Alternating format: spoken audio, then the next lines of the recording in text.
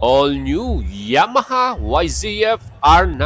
Napakagwapo naman ito mga idol. Sobrang premium at quality talaga. Well, pag Yamaha talagang binili mong brand ay talagang sophisticated at elegante ang dating. Plus, high performance at high-tech din mga idol. Tara at samahan niyo ako. I-walk around natin to at subukang upuan mga idol. Let's go! So mga idol, good day sa inyo lahat. And today, sa Yamaha Motor Show 2025, pinasilip po sa atin ang bagong Yamaha R9.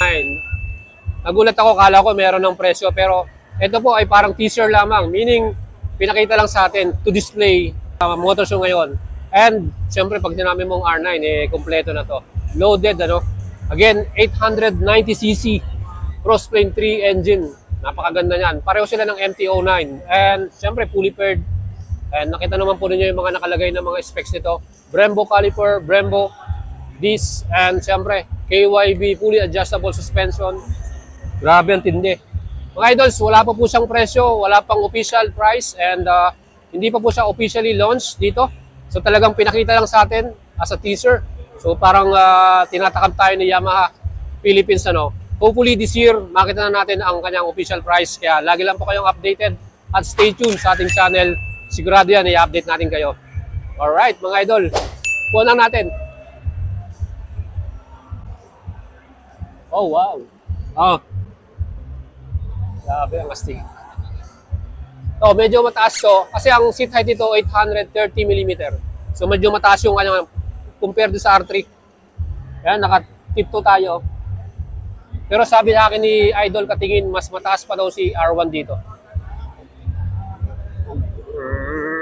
Ganda mga idol. So again, 2025 new Yamaha YZF R9. So guys, meron na tayo ngayong display ng latest model na YZF R9. Tingnan naman yung itsura nito, napaka-astig mga idol, ano. Super sports bike from Yamaha. Grabe, no. Yung front face niya, ibang klase yung design, ano. Futuristic talaga. Tapos meron siyang winglet. Ayan, no. Grabe, oh. Yung pinaka-passing ng hangin dito, ano, yung ductings niya. And sa front, yun yung pinaka-mukha niya, oh. So, meron tayo ditong bi-LED na pinaka-ilaw niya, ano. Grabe, ang astig.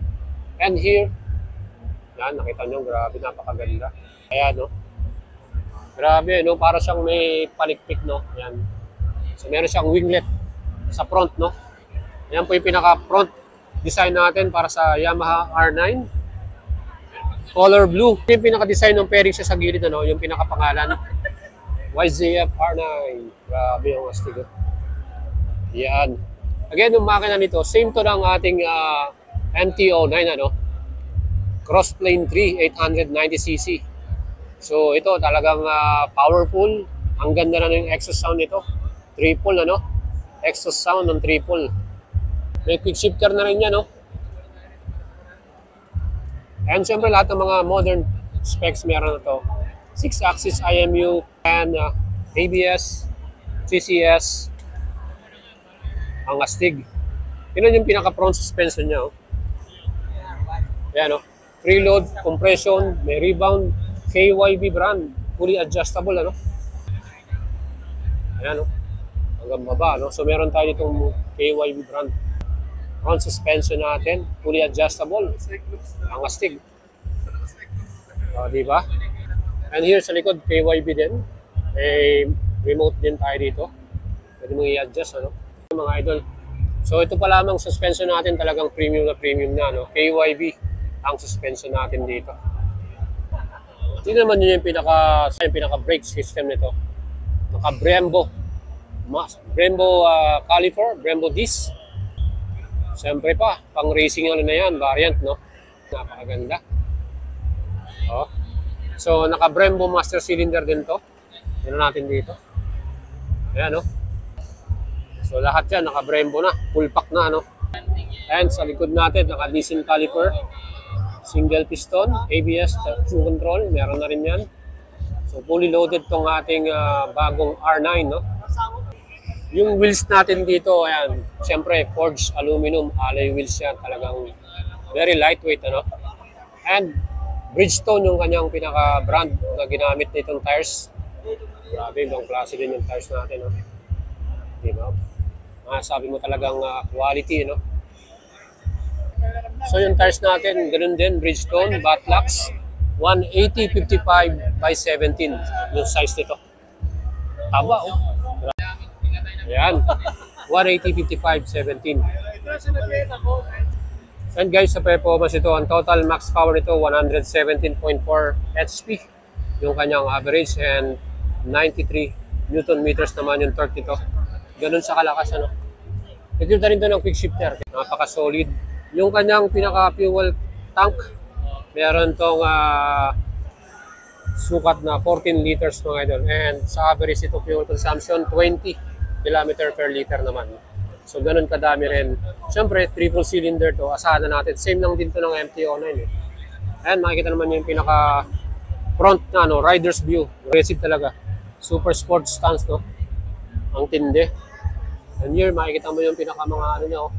Ito na yung kapareho din ng MT-09 ng mga switches and button, ano. Ayan, yung kanyang menu, yung mode, yung sina, hazard, signal lights. Intuitive na yan, napaka-easy to use, no? Ayan, oh. And sa right naman, yung on and off. May mode tayo dito. Ang laki ng kanyang display. Up display na, ano. Ang laki, oh. Solid. Panalo talaga. And tignan mo na yung pinakaupuan niya, ano. Ano siya ng R1, ano. Lapat na lapat. Ganda. Siyempre, meron din tayo ditong seat para sa ating passenger. And yung style ng kanyang pinakalikuran, may pagkahawig din. Pero iba yung sa R1 natin eh. Nakita niyo yung R1 natin doon. So ang seat height dito 830mm. And ang bigat naman 195 kilograms. Ganun yung bigat niya, 195 kilograms. Yan mga idol, ang ating bagong Yamaha R9. No? Tingnan niyo yung pinakalikuran natin. So makikita mo yung pinaka-taillight niya, no? Pareho din ng R1, no? Saka yung signal light natin, sabi ko nga sa inyo, katulad din ng Aerox SP, no? Yung signal light niya. Siyempre, kailangan mong bilan ito ng tail tidy para mas poging tingnan. Yung plate lamp, meron tayo ditong reflector. So that's it, mga idol. Latest model ng Yamaha R9. Race blue color. So yung natin, front headlight, ayan. May butas siya dito. May pasukan ng hangin, pinaka-ducting niya. Ayan. O, diba? Ang astig.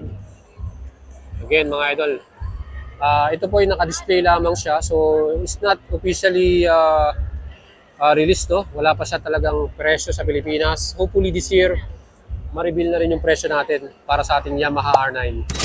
Kaya mga idol, stay tuned sa ating YouTube channel at Facebook page. Kaya mag-subscribe na kayo para pag lumabas na ang official price, may update na rin kayo kaagad mga idols. Ride safe!